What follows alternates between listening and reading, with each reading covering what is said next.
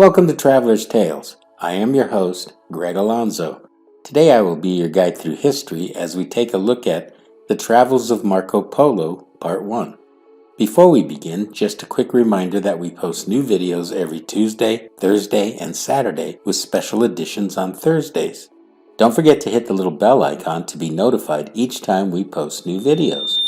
Moving right along, mythology tells us one thing, while archaeology tells us another. We all have an idea of who was Marco Polo, yet are we correct in our thinking? Did Marco Polo really visit China? Did he actually work in service of the Great Khan? Today we will answer these questions as we take a look at this famed traveler. For me, this is a very special presentation because Marco Polo was my childhood hero. In fact, I still admire him to this day. Marco Polo was born in Venice in 1254. Or was he?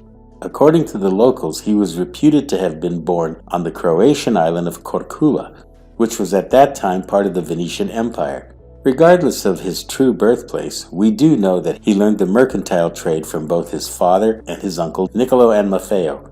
Both his father and his uncle traveled through the Near East and became wealthy and achieved great prestige. Before Marco was born, both his father and uncle set off on a journey through Asia and eventually made it to the court of the great Kublai Khan. In 1269, the Polos returned to Venice and met Marco for the first time. Since Marco's mother had passed away some time ago, and he was now 17 years of age, his father decided it was time for his son to learn the family trade. The three of them embarked on an epic journey to Asia. First, they sailed to the city of Accra. After a few months' stay, they befriended the Archdeacon and future Pope. The Polos then set off for the Holy Land at the behest of the new Pope. It was at this time that they were entrusted with letters for the Great Khan, inviting him to send his emissaries to Rome. To give more weight to this mission, the Pope named 2 Dominican priests as his legates. They then set off with a camel caravan to the Persian port of Hormuz. The Polos explored many places along the Silk Road, with Marco making notes on the then mysterious cultures and inner workings of the Eastern world. At length, they finally reached Cathay, the name Europeans used when referring to China.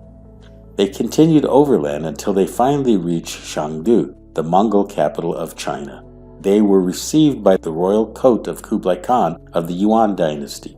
By this time, Marco was 21 years old. He had grown into a charismatic young man of boundless energy and curiosity. The Great Khan was so impressed by Marco's intelligence and humility, he was appointed to the service of the Khan. As the Khan's foreign emissary, he was sent on many diplomatic missions throughout the empire and Southeast Asia. Marco marveled at the great size and wealth of China and the Yuan dynasty. Marco documented his travels to Burma, India, Indonesia, Sri Lanka, and Vietnam. He made comprehensive looks into the lands that he visited. As part of his appointment, Marco also traveled extensively inside China. Upon his return from his travels, he would entertain the Khan with great stories and observations of the lands he saw.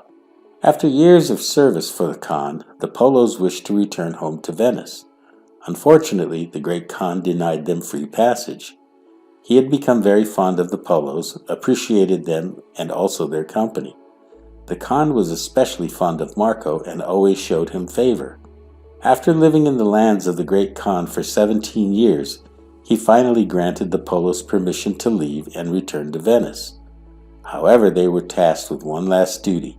They were to accompany the Mongol princess Kokochin to Persia, as she was to become the consort of the Arghun Khan. After leaving the princess, the Polos traveled overland to Constantinople. Sometime later, they finally decided to return to Venice.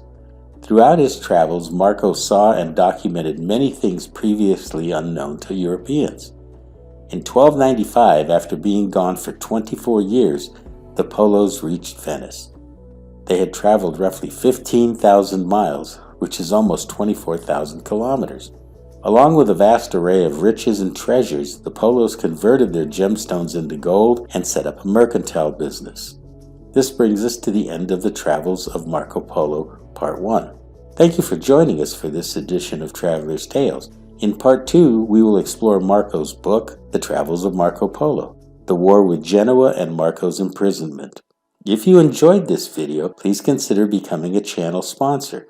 Your support will enable us to continue making quality videos, and buying me a cup of coffee always makes my day. Don't forget to like and subscribe to Traveler's Tales. This really is the best way to help our channel grow. Until we meet again at the crossroads of folklore and fact, Cartistos.